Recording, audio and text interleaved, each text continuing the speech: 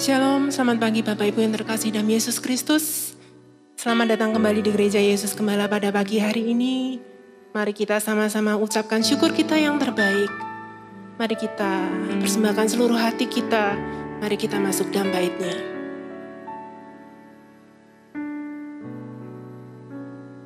Selamat pagi Bapa Surgawi yang kami kasihi, Tuhan Yesus Kristus dan Allah Roh Kudus. Kami mengucap syukur atas kebaikan-Mu yang tiada habis-habisnya di dalam hidup kami. Atas kasih-Mu yang berlimpah-limpah di dalam setiap langkah kami. Atas perlindungan yang Tuhan berikan hingga kami boleh berada di sini sampai saat ini. Bapa, ampuni segala kesalahan dan dosa kami. Sucikan, kuduskan, layakkan kami menghadap Engkau. Basuh jamah kami dengan kuasa darah-Mu yang kudus. Ampuni segala kesalahan dan dosa, baik dari pikiran, perkataan, perbuatan, dari kelalaian dan hati kami, ampuni kami Tuhan. Hanya dalam nama Tuhan Yesus, kami tutup bungkus jalannya ibadah dari awal hingga akhir. Di dalam nama yang sama, dalam nama Tuhan Yesus Kristus, kami tolak, kami patahkan segala kuasa kegelapan yang hendak mengganggu jalannya ibadah ini. Terima kasih Bapa. Mari yang percaya sama-sama katakan di dalam nama Yesus. Haleluya. Amin. Berikan tepuk tangan untuk Tuhan kita. Terima kasih.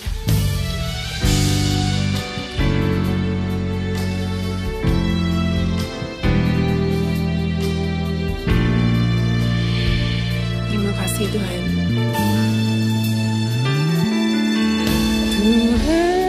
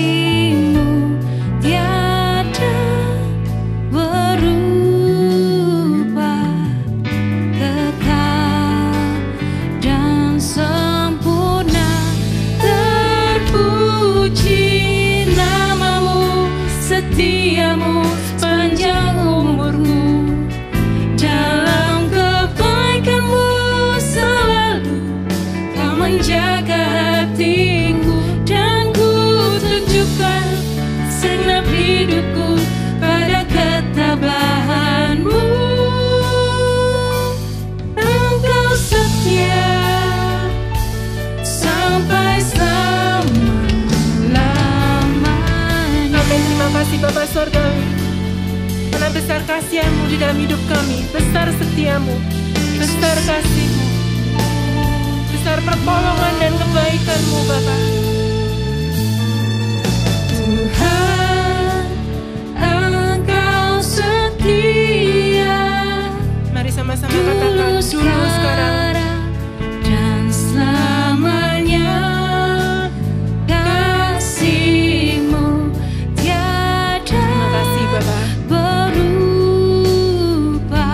Mari sama-sama katakan kekal dan sempurna.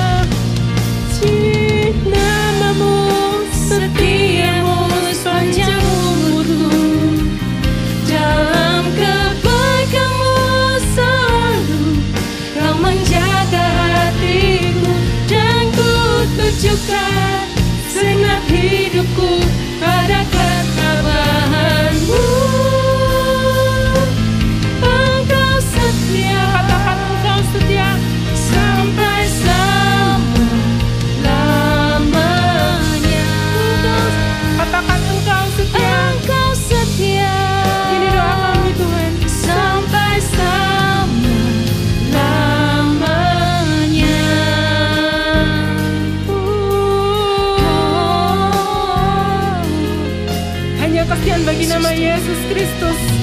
Mari yang percaya sama-sama katakan haleluya. Amin bagi namanya. Saya persilakan Bapak Ibu untuk bangkit berdiri bersama-sama. Terima kasih Bapak Surgawi. Kami rindu untuk masuk sukacita lebih lagi dalam Engkau. Mari sama-sama tepuk tanganmu. Berikan kemuliaan hanya bagi nama Yesus. Karena Engkau yang kupuji Tuhan. Biarlah semua yang bernafas memuji Engkau. Biarlah kebaikan-Mu disiarkan sampai ke ujung bumi. Amin. Bangkit, maut tak berkuasa, genap kasih-Mu Bapa. Salib mulia menebus dunia, tanda kasih-Mu Bapa. Sama-sama katakan Bu. Bangkit penuh kuasa, dalam anugerah-Ku menyembah Raja segala raja. Kau bangkit, Katakan bangkit. penuh kemuliaan. Surga dan bumi pun bersorak, puji nama-Mu Tuhan. Nyatakan sukacitaku bagi nama Yesus. Biarlah seluruh bumi penuh dengan kemuliaan-Nya. Biarlah semua memuji. Amin. Kristus bangkit, maut tak berkuasa, genap kasih-Mu Bapa. Salib mulia penebus dunia, Sama-sama katakan tanda. tanda kasih-Mu Bapa. Boleh angkat tanganmu tinggi-tinggi katakan. Bangkit penuh kuasa, Amin. dalam anugerah-Ku menyembah Raja segala raja. Kau bangkit penuh kemuliaan, surga dan bumi pun bersorak, puji nama-Mu Tuhan. Pujilah Tuhan, hai jiwaku. Pujilah keagungan-Nya, hai seluruh akal tubuh. Biar semua yang bernafas memuji nama-Mu. Mari sama-sama semua puji nama-Nya.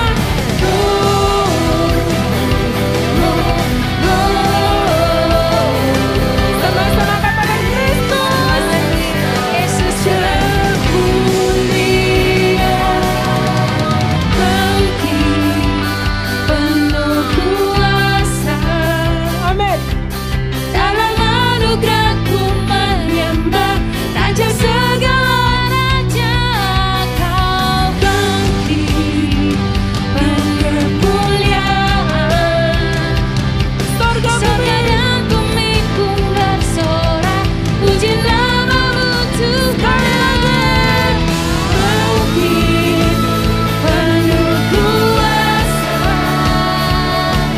dalam anugerah-Ku menyembah Raja segala raja.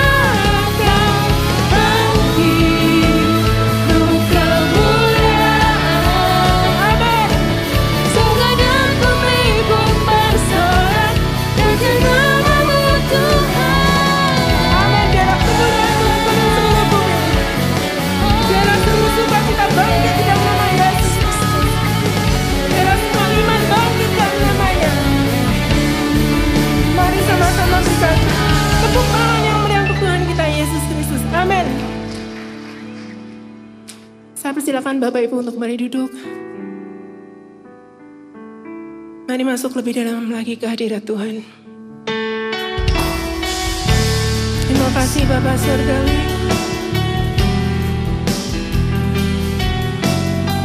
Bawa kami masuk lebih dalam lagi. Hanya dekat kasih-Mu Bapa, jiwaku pun tentram.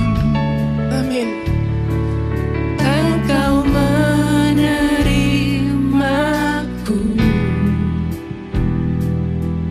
dengan sepenuhnya. Mari angkat suaramu.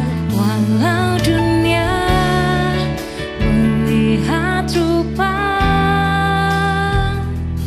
namun kau memandangku sampai kedalaman hatiku. Mari angkat tanganmu sama-sama. Terima kasih Tuhan. Tuhan, inilah yang ku tahu, kau mengenal hatiku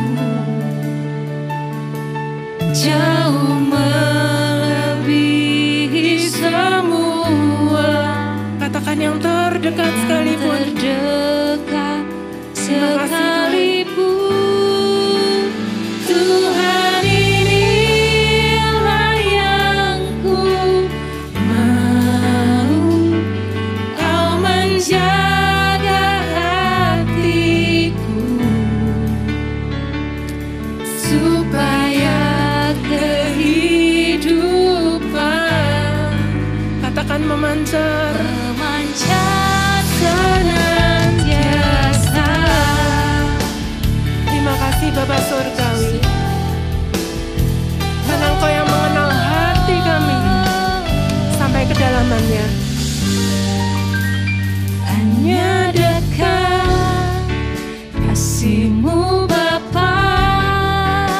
Ini doa kami Tuhan.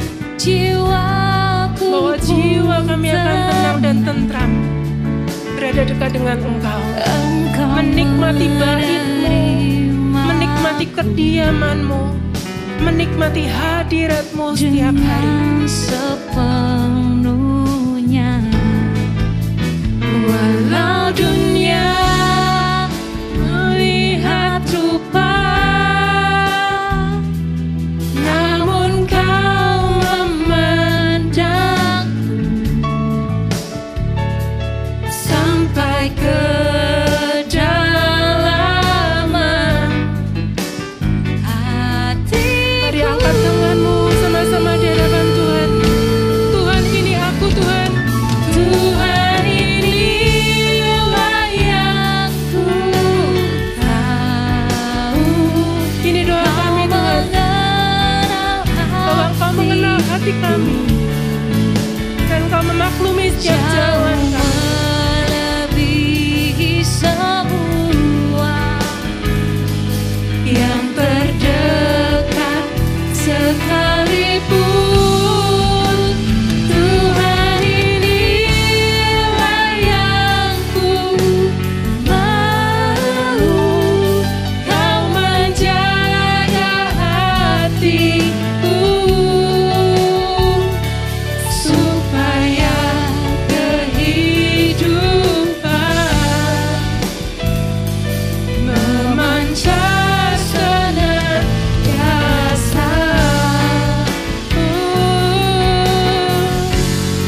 Kasih setiamu padaku. Mari sembah. Mari sembah. Syukur Tuhan. Mari Syukur sembah. Untuk segala kebaikan Tuhan dalam hidup kami. Jesus, Oh, Jesus. Hallelujah. Terima kasih Tuhan. Hallelujah. We worship you, Lord. We worship you, Lord. Hallelujah. Kau baik Tuhan, Hallelujah. Kau sungguh baik. Hallelujah. Oh, ini kami Tuhan Yesus. Kami angkat tangan ke hadirat-Mu Tuhan. Terima kasih Yesus. Ini hati kami Tuhan. Pandang kami sampai kedalaman hati kami. Engkau yang mengerti semua kelebihan dan kelemahan kami. Yesus Dan Engkau tetap menerima kami apa adanya. Apapun kondisi Anda dan saya saat ini, Tuhan menerima Anda dan saya apa adanya saat ini. We thank you Lord. We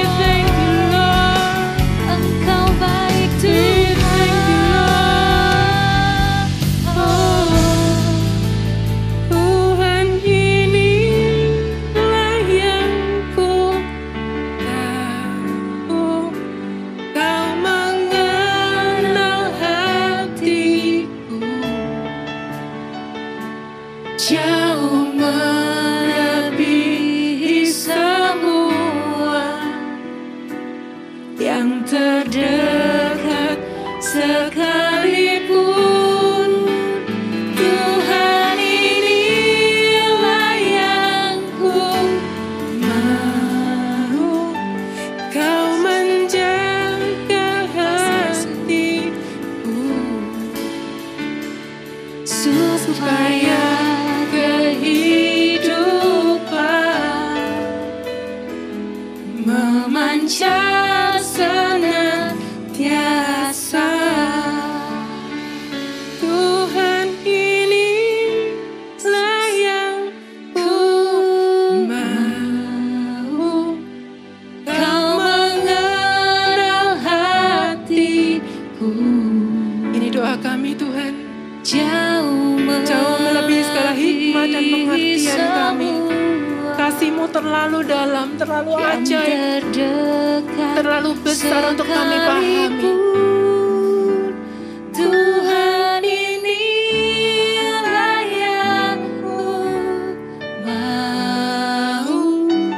Jaga hati kami, Tuhan. Jaga setiap laku kami, agar kami berkenan di hadapan-Mu, supaya kehidupan memancar senantiasa. Saya persilakan Bapak Ibu untuk bagi berdiri bersama-sama. Oh, Tuhan, inilah yang ku tahu, Kau mengenal hatiku. Terima kasih, Tuhan. Jauh melebihi semua yang terdekat sekalipun.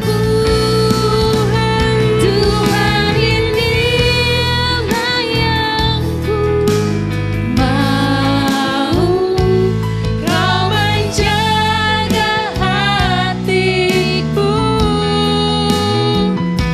supaya kehidupan memancar senantiasa. Mari sama-sama katakan supaya kehidupan memancar senantiasa. Sekali lagi, supaya kehidupan memancar senantiasa. Segala kemuliaan, haleluya, hanya bagi nama-Mu.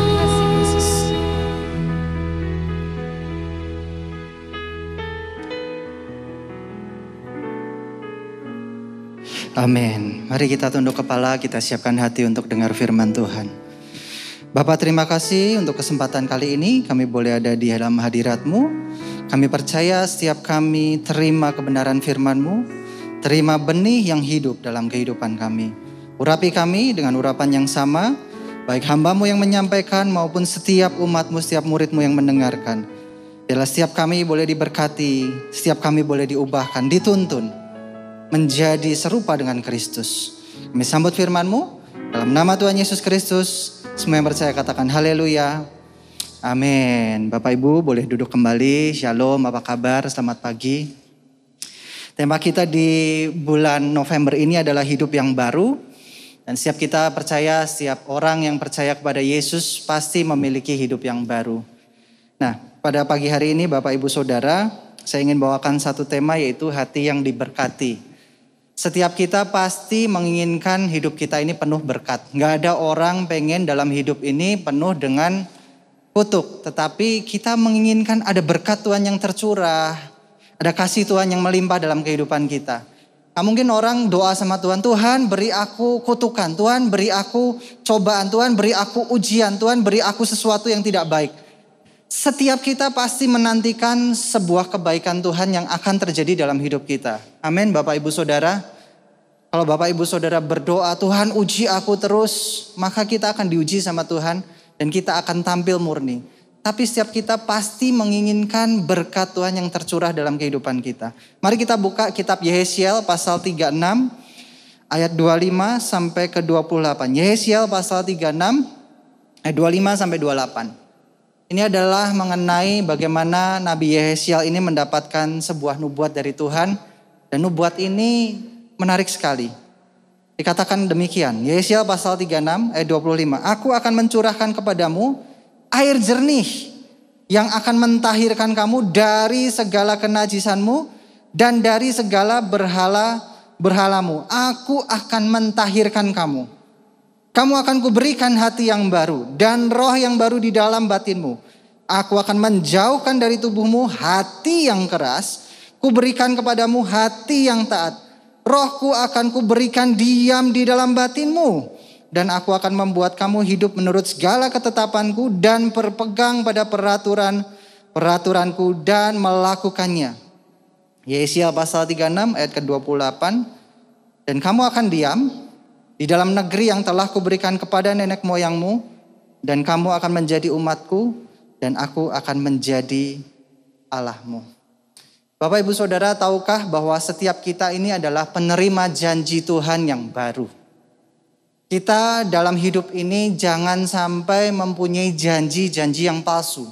Di dalam Tuhan ada janji yang baru, janji yang setia, janji yang tidak mungkin tidak terjadi dalam hidup kita. Yehezkiel pasal 36 ayat 28 saya ulang.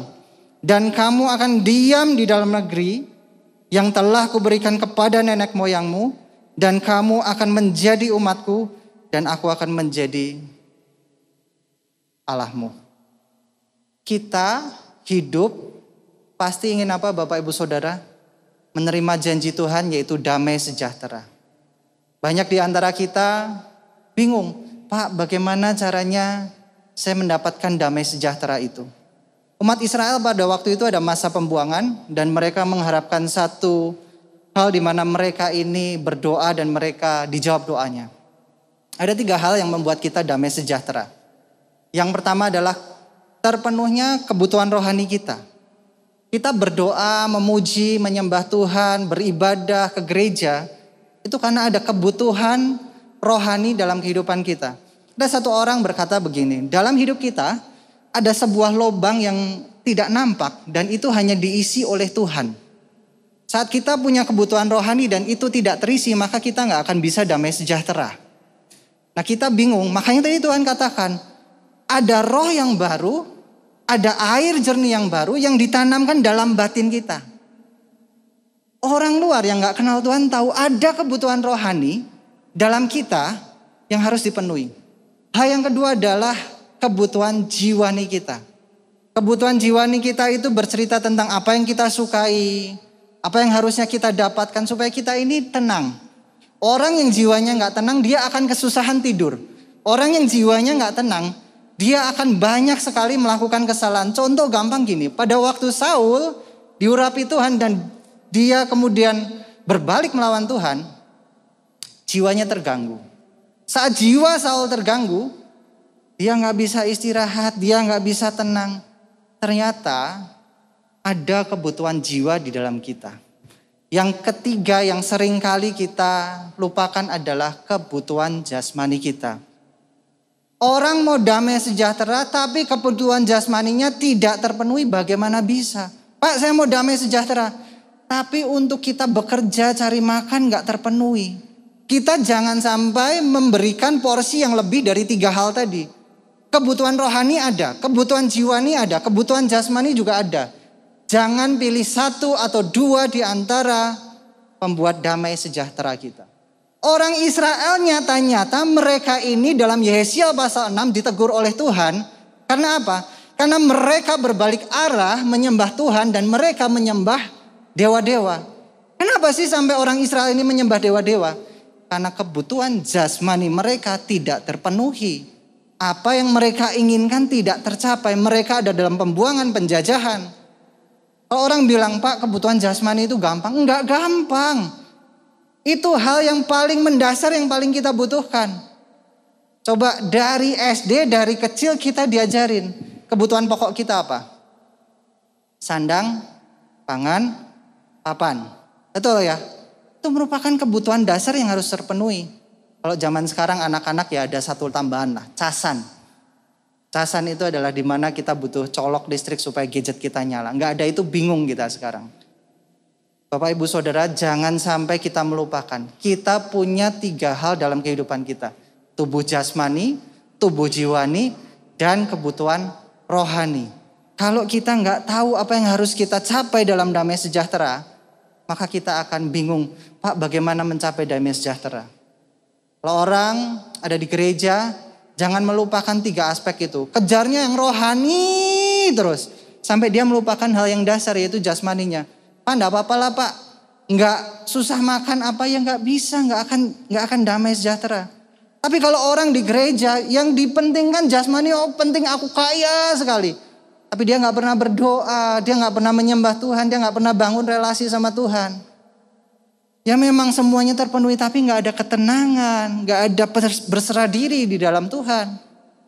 Makanya orang itu hidup harus seimbang untuk damai sejahtera. Nah, bagaimana caranya kita mencapai damai sejahtera itu? Banyak orang berusaha mati-matian untuk mencapai damai sejahtera dengan cara apa? Dia bekerja mati-matian untuk mencukupi kebutuhan jasmaninya. Dia berekreasi, dia senangkan jiwanya supaya kebutuhan jiwanya terpenuhi. Dan dia memuji menyembah Tuhan dengan sangat supaya kebutuhan rohaninya tercapai. Tapi kenapa banyak orang seperti itu tidak bisa damai sejahtera? Ini banyak loh di gereja Bapak Ibu Saudara. Orangnya secara jasmani diberkati. Secara jiwani dia gak pernah merasakan yang namanya nampak sedih. Secara rohani dia bisa memimpin doa. Dia bisa menyampaikan firman Tuhan. Tapi berakhir dengan bunuh diri. Ini banyak banget saya baca terakhir-terakhir. Khususnya pada masa pandemi kemarin ada 2-3 pemimpin gereja yang bunuh diri. Saya pikir kok bisa orang yang memimpin gereja menyampaikan firman Tuhan, dia tercukupi segalanya, kok bunuh diri? Bapak Ibu Saudara, kadang-kala kita menghadapi frustasi dalam kehidupan kita. Oleh karena itu hal yang kedua yang harus kita miliki adalah hati dan roh yang baru. Orang kan sering diajari gini, mau dekat sama Tuhan, kejar dia mati-matian. Mau cinta Tuhan, kejar sampai kemanapun, usahakan dirimu beribadah. Oke, tapi jangan berhenti sampai situ. Saya suka sekali dengan cara kita mendekatkan diri sama Tuhan. Kita lihat ini, Yesaya pasal 36 ayat 25 dan 26, kita akan berhenti di 2 ayat ini sebentar. Aku akan mencurahkan kepadamu air jernih yang mentahirkan kamu dari segala kenajisanmu dan dari segala berhala-berhalamu. Aku akan mentahirkan kamu. Kamu akan kuberikan hati yang baru dan roh yang baru dalam batinmu. Bapak Ibu Saudara gak bisa menyembah Tuhan kita dengan pola lama. Orang Israel mencari bagaimana mereka memenuhi kebutuhan jasmani, jiwani, rohani. Dan mereka beribadah kepada Allah-Allah yang lain. Kita pikir Tuhan kita ini seperti Allah yang lain. Kita harus kejar dia, kita harus senangkan dia. Enggak. Kalau kita lihat tadi lagu-lagu yang kita nyanyikan. Tuhan itu sayang sama kita. Bukan karena apa yang kita lakukan. Orang Farisi ketemu Yesus. Kurang apa orang Farisi dan ahli Taurat? Mereka menjalani ibadahnya dengan baik. Mereka memberikan hidupnya itu banyak sekali untuk menyumbang. Tapi pernah gak orang Farisi sama ahli Taurat cocok sama Yesus? Kenapa? Mereka pikir gini. Bahkan kita pikir. Dengan kita makin beribadah. Dengan kita makin ada di gereja. Kita makin berkenan sama Tuhan. Saya ada satu kenalan. Kenalan ini orang yang taat sekali. Dia pikir gini, dalam hidup saya, kalau saya memberikan sebuah sumbangan kepada orang-orang yang kurang mampu, maka saya sedang menyenangkan hati Tuhan. Akhirnya apa? Yang terjadi standar ganda. Pada waktu dia ketemu orang yang mampu, diberikan tarif yang lebih mahal. Dan kemudian tarif yang mahal itu untuk diberikan kepada yang kurang.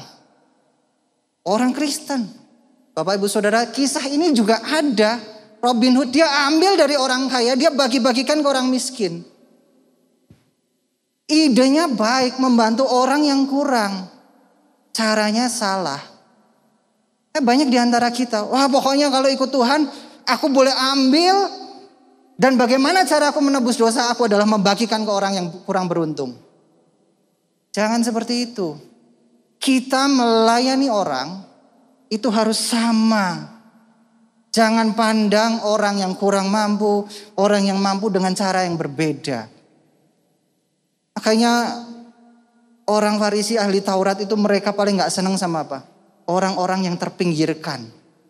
Mereka begitu lihat orang yang tidak mampu, mereka pandang sebelah mata. Sedangkan Yesus, kemanakah Yesus? Lihat orang kusta, dia datengin, dia sembuhkan. Lihat orang timpang, lihat orang sakit, didatangi penuh kasih, disembuhkan. Orang Farisi lihat orang timpang, orang buta, orang kusta, diusir. Makanya Yesaya pasal 36 ini adalah sebuah jawaban dari Yesaya pasal 6. Di mana mereka beribadah kepada Allah berhala. Mereka pikir dengan mereka ini mendapatkan kebutuhan jasmani, kebutuhan jiwaninya akan tercukupi. Dengan mereka beribadah kepada Allah yang lain, mereka memiliki satu kerohanian yang tinggi.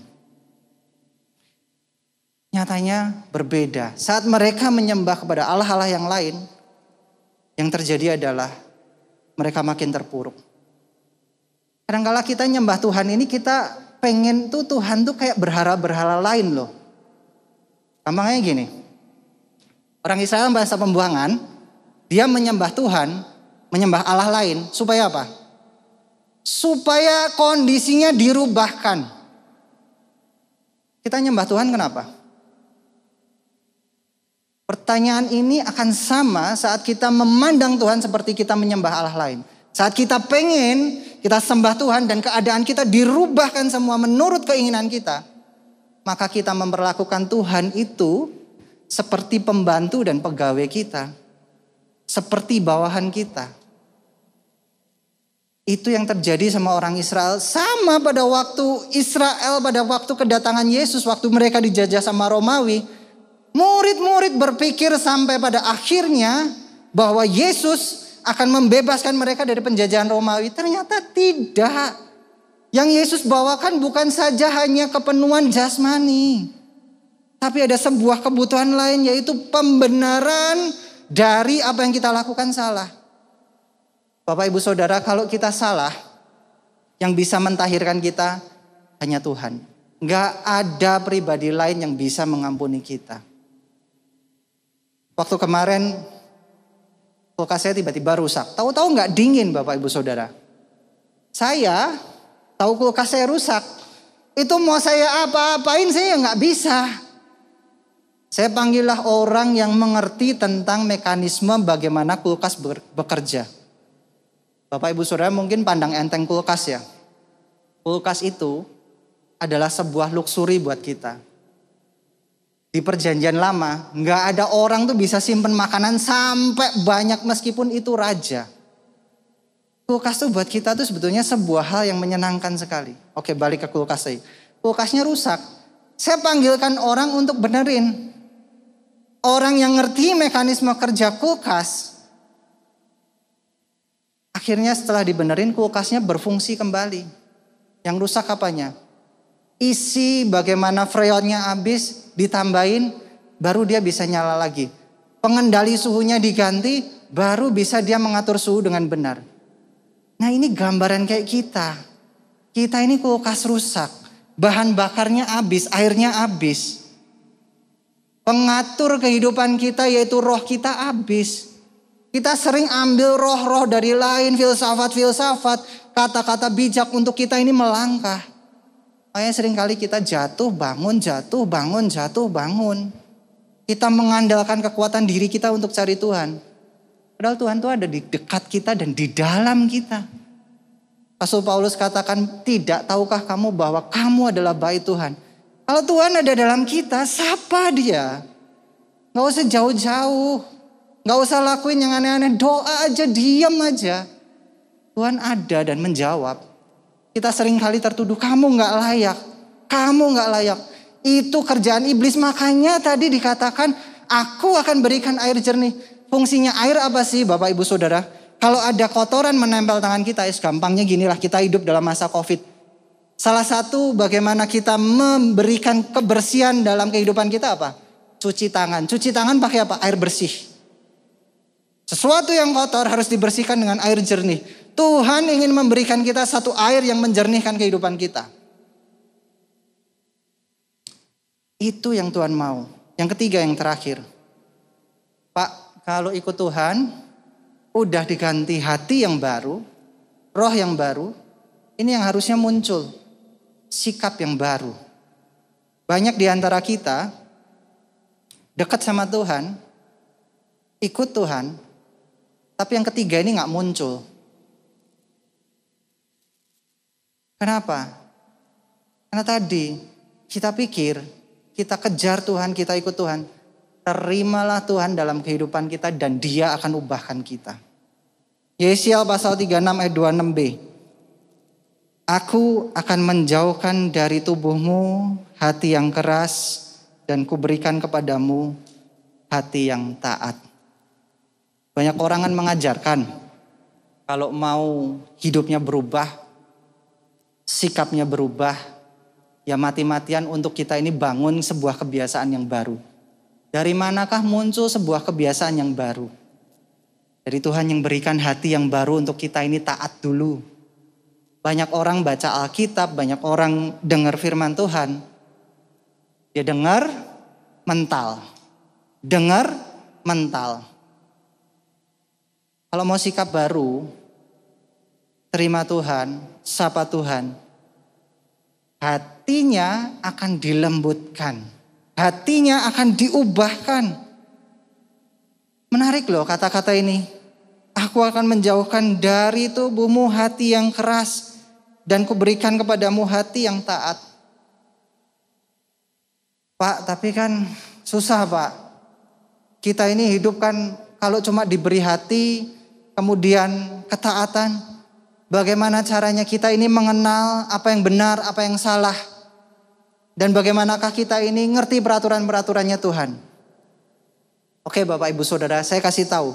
Kenapa orang Farisi dan ahli Taurat gak pernah sejalan sama Yesus? Kita buka Roma pasal 3 ayat 20.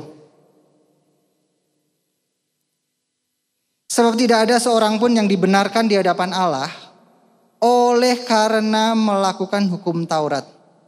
Karena justru oleh hukum Taurat orang mengenal dosa. Yang dimaksud di sini ini bukan hukum Taurat itu ada setelah dosa, enggak. Musa dapat 10 perintah Allah saat dia ke gunung naik dan diberikan 10 perintah Allah. Sebelum 10 perintah Allah itu turun, sudah berdosa enggak manusia? Sudah. Pada waktu Musa naik, orang Israel itu bikin lembu emas. Hukum Taurat itu hanya menjelaskan apa yang boleh dan apa yang tidak. Tapi dosanya sudah ada. Kenapa? Karena orang-orang yang tidak punya hati yang baru, tidak punya jiwa yang baru, tidak punya hidup yang baru, dia gak akan kenal apa itu perintah Tuhan. Makanya kita jangan hidup, Pak ini boleh gak? Pak itu boleh gak? Pak ini boleh gak? Kadang-kadang orang Kristen zaman sekarang ditanyakan, Pak makan ini boleh gak? Makan itu boleh gak? Kita ganti boleh dan tidak itu dengan cara begini.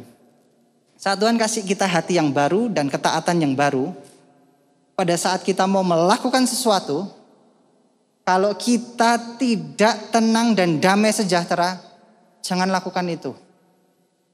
Semakin kita ini sering berdoa, semakin kita ini sering memuji menyembah Tuhan, akan semakin peka hati kita terhadap apa yang dimau sama Tuhan.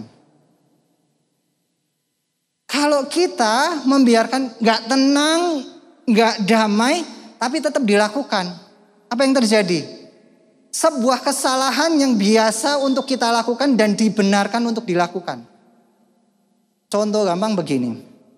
Ada orang, dia tahu bahwa memberikan sesuatu yang jahat itu nggak baik. Tapi ya nggak apa-apa lah. Sekali-kali aku nggak suka sama dia. Kalau kita membiarkan hal-hal seperti itu terjadi terus, maka hati ini makin rusak. Kalau hatinya makin rusak, dia akan terbiasa dengan hal-hal yang tidak baik.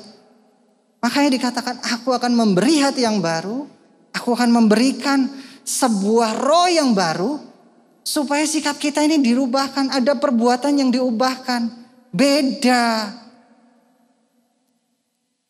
Balik ke kulkas saya tadi. Tahu nggak yang buat kulkas saya nggak bekerja apa? Pengendali suhu. Kalau pengendalinya suhu rusak, mau ditancap listrik, mau dikasih apapun, kulkasnya nggak jalan normal. Sama kayak kita. Kalau hati kita nggak diperbarui di dalam Tuhan, mau dekat Tuhan kek, mau kasih apapun untuk Tuhan kek, nggak akan memunculkan sikap yang baru. Makanya Paulus katakan, kalau orang bisa memberikan dirinya, bisa melakukan segala macam perbuatan yang baik, tapi tanpa kasih, semuanya itu percuma. Bapak Ibu Saudara, pagi hari ini kalau kita memiliki hati di hadapan Tuhan, berikan hati kita ini untuk diubahkan, dijernihkan, supaya kita melakukan segala sesuatu yang benar di hadapan Tuhan. Jangan kita ini berusaha kejar Tuhan terus, tapi berusahalah kita menerima Tuhan dalam hidup kita, dan kita ini taat apa yang mau diubahkan dalam hidup kita. Saya percaya saat saya berbicara seperti ini, Tuhan ingatkan apa yang mau diubahkan dalam hati kita. Karena saat Yehezkiel pasal 36 ini terjadi, Tuhan mau rubahkan sifat orang Israel yang tidak setia, menjadi sifat orang Israel yang berubah setia kepada Tuhan, yang mencintai Tuhan, yang mau percaya sama Tuhan. Orang kalau diubahkan hatinya, janji Tuhan pasti ada dalam hidupnya. Banyak di antara kita gak terima janji Tuhan, kenapa? Karena kita gak mau diubahkan sama Tuhan. Sebagai kesimpulan Bapak Ibu Saudara, hati yang baru dan roh yang baru merupakan karunia Tuhan. Sehingga kita mampu bertindak dalam kebenaran. Kita mampu melakukan banyak hal yang benar. Bukan karena usaha kita. Tapi karena Tuhan yang berikan hati yang baru. Roh yang baru. Selama kita gak mengerti ini, kita akan semakin frustasi. Pak, saya ikut Tuhan, tapi kok rasanya gak benar semua.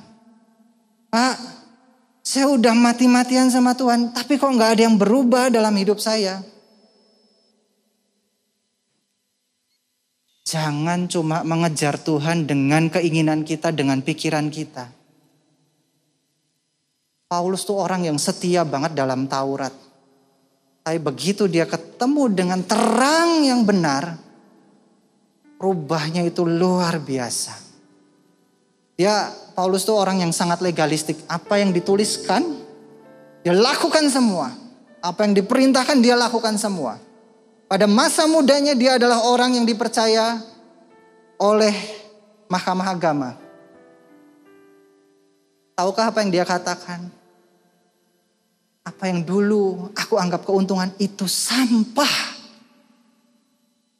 Kalau kita masih kejar Tuhan dengan cara legalistik, kalau aku setia, Tuhan mengasihi aku.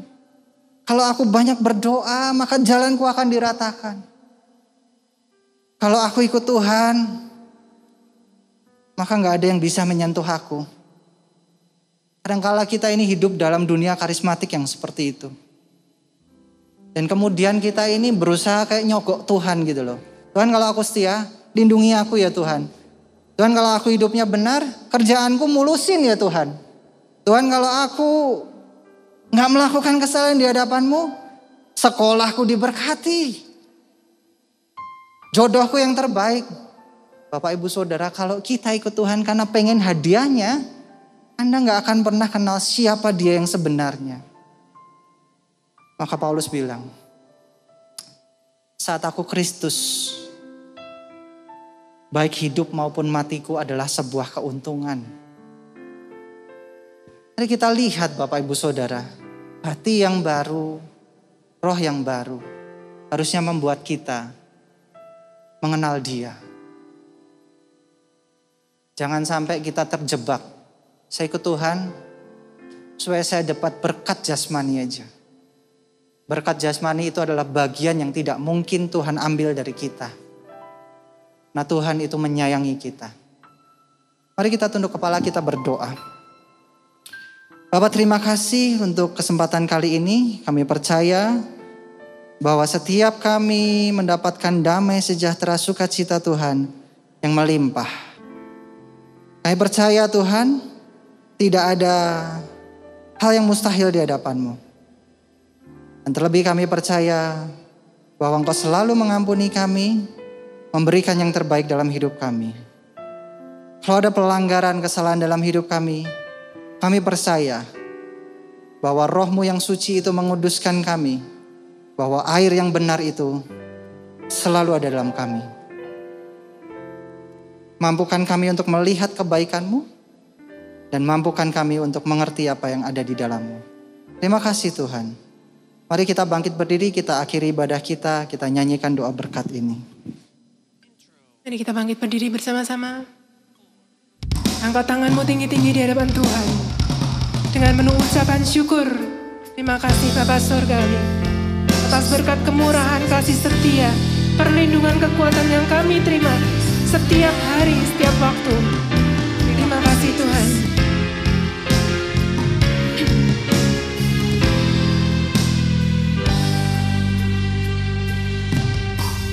Tuhan berjanji akan memberkati.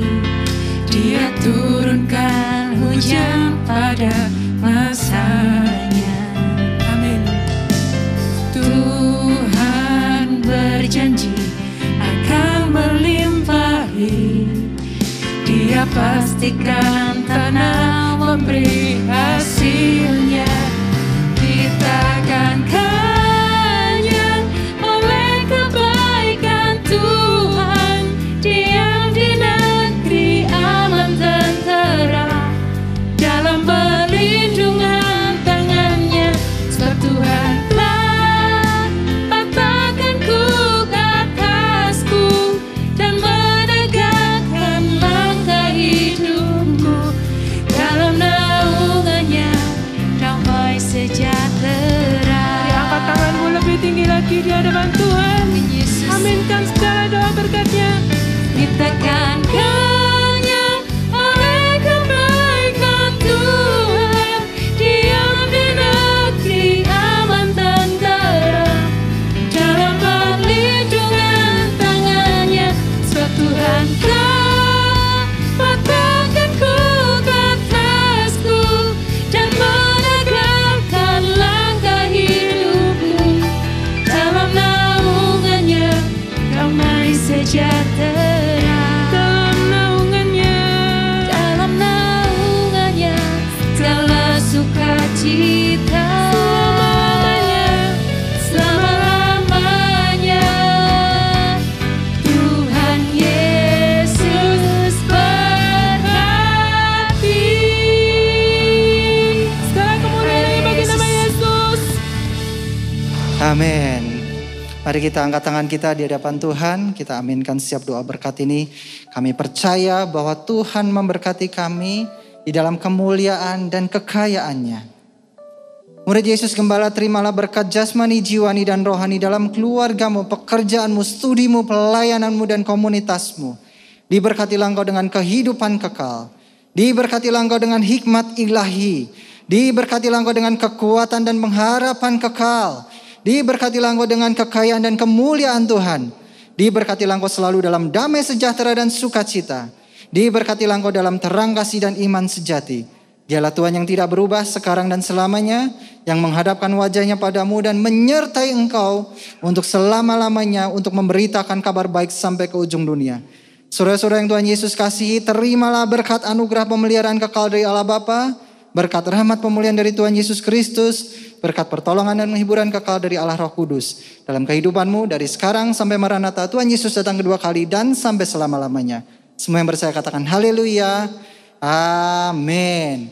Ibadah sudah selesai, Bapak Ibu Saudara silakan duduk saat teduh.